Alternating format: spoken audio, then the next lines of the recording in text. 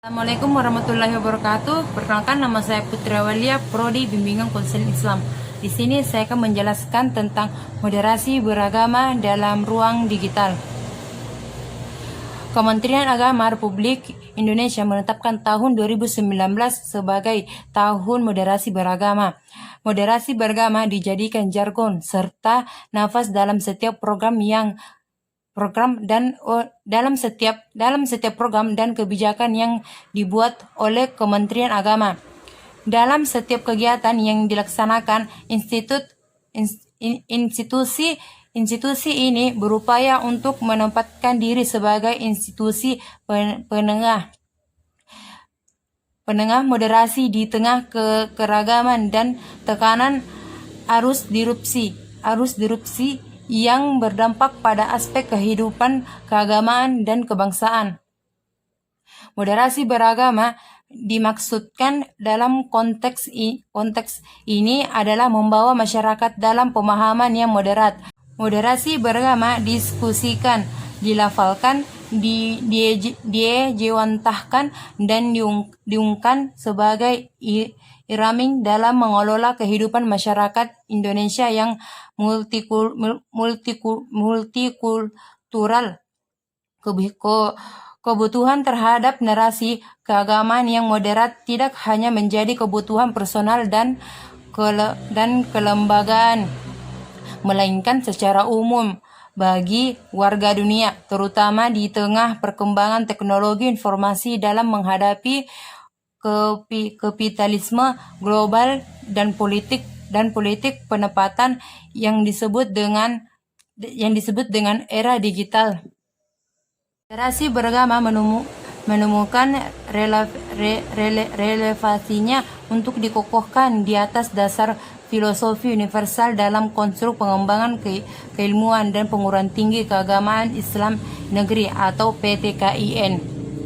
Hal ini sangat penting selain sebagai sarana tepat guna menyebarkan sensitivitas akademika dan nalar perbedaan, namun juga sebagai strategi pengualan intelektualisme. Moderat agar tidak mudah menyalahkan pendapat yang berbeda. Direktur Jenderal Pendidikan Islam Kementerian Agama, Kamarudin Amin, dalam setiap kesempatan selalu menyampaikan bahwa moderasi beragama menjadi kontra narasi dari pemahaman eksklusif yang dikembangkan oleh kelompok tertentu. Karena itu edaran yang dikeluarkan Kementerian Agama berupa pendirian rumah moderasi yang diharapkan menjadi lokomotif gerakan moderasi beragama yang menyampaikan pesan agama yang damai dan toleran. Sangat relevan untuk menjadi wadah kontra narasi pemahaman keagamaan dan rigid. Dalam konteks ini, perguruan tinggi keagamaan Islam menjadi laboratorium penyamaian nilai-nilai moderat dalam sejarah pengembangannya.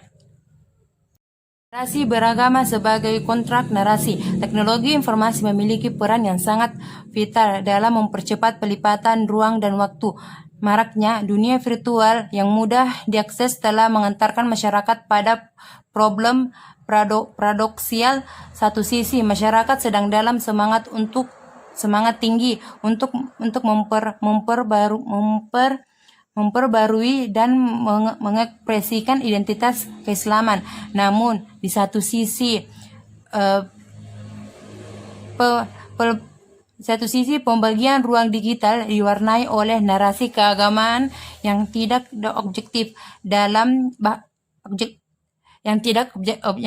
objektif bahkan cenderung mengandung nilai-nilai fanatisme yang membenci terhadap kelompok lain. Hal inilah yang dikategorikan sebagai siklus islamisasi yang didorong oleh kebutuhan akan informasi pengetahuan agama. Semakin religius seseorang, maka tentu akan lebih memilih untuk membaca teks-teks keagamaan yang cenderung islamis, praktif, dan pragmatif. Ruang Ruang digital teknologi informasi digunakan dalam pengarusulman moderasi beragama sebagai narasi digital naratif, yaitu sebuah narasi keagamaan yang dikemas dalam konten tertentu secara baik dan sistematis dan kemudian disebarluaskan oleh teknologi informasi digital. Narasi digital mampu membentangkan cara kehidupan yang sebelumnya tak pernah terbayangkan, seperti artificial life,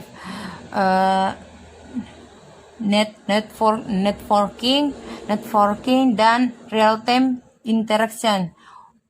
Ruang digital teknologi informasi menjadi sebuah wadah penguatan kehidupan yang moderat untuk dapat membangun identitas dan makna kehidupan.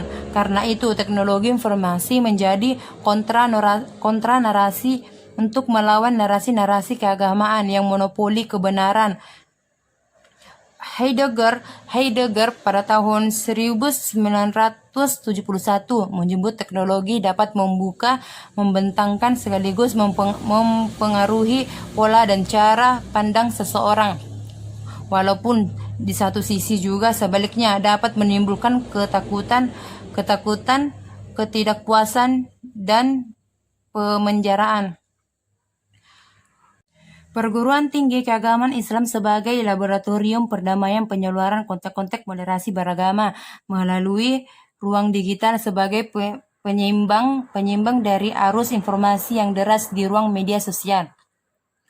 Penyeimbang yang dimaksud di sini adalah kontrak narasi untuk melalui framing beragama yang substansi sesuai dengan ajaran esensi agama, yaitu moderat, toleran, dan penuh kasih sayang antar sesama.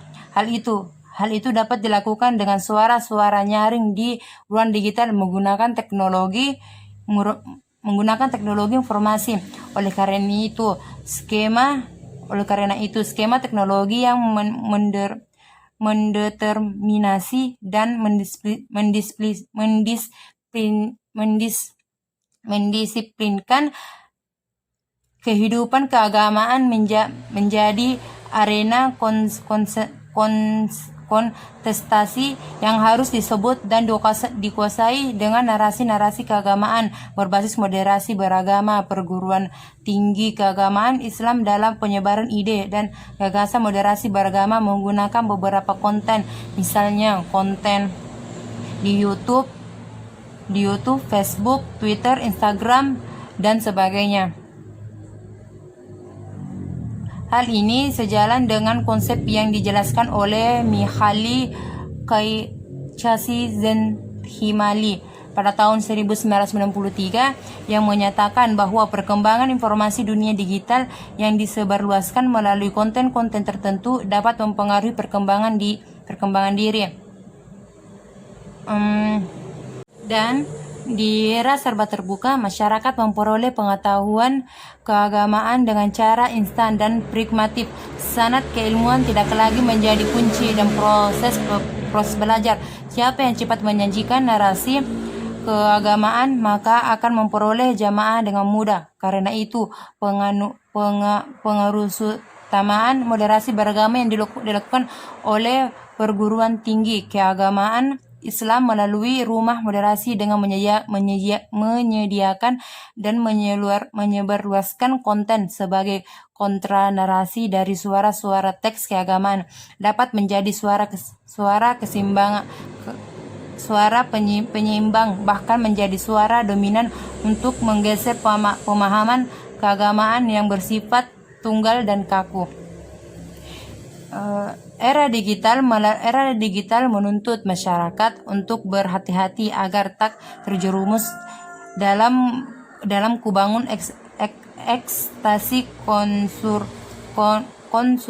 konsumerisme keagamaan. Ilmu pengetahuan harus benar-benar dikaji dan diteliti agar tidak terjerambab dalam dalam kanal-kanal informasi digital yang kemudian menjadi sandaran untuk bertindak sesuai dengan yang diperoleh dari media tersebut.